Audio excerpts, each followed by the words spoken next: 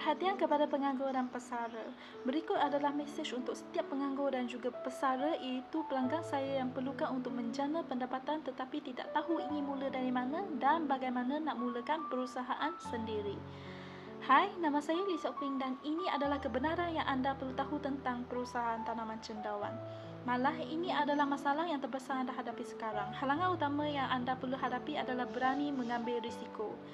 Tetapi itu bukan masalah terakhir. Berikut adalah masalah yang sebenar anda menghadapi ketika menjalankan perusahaan tanaman cendawan. Halangan ini sedikit sukar kerana anda kemungkinan menghadapi kerugian sebanyak 5% jika tersilap langkah penjagaan cendawan. Maksudnya, anda tidak akan mencapai target dalam pemasaran kerana anda terpaksa menanam semula benih cendawan jika gagal pada peringkat awal.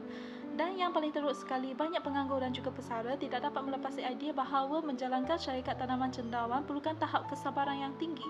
Jika anda adalah mereka yang ingin menjana pendapatan tanpa memerlukan modal yang tinggi dan juga lokasi yang luas, dan pelanggan saya yang perlukan untuk menjana pendapatan tetapi tidak tahu ingin mula dari mana dan bagaimana nak mulakan perusahaan sendiri, di sini adalah penyelesaian yang anda sedang cari.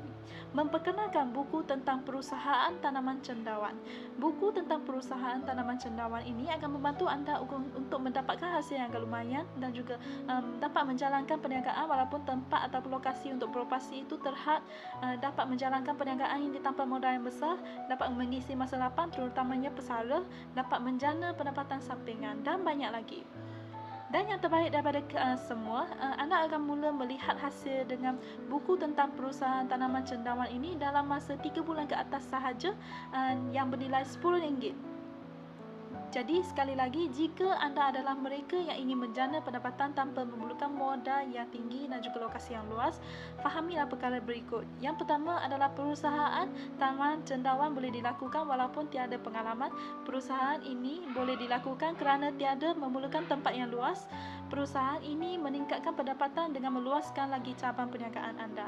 Bertindaklah sekarang sebelum terlambat. Dapatkanlah buku tentang perusahaan tanaman cendawan dari saya, iaitu Lee Sok Ping sekarang. Sekian saja daripada saya. Terima kasih.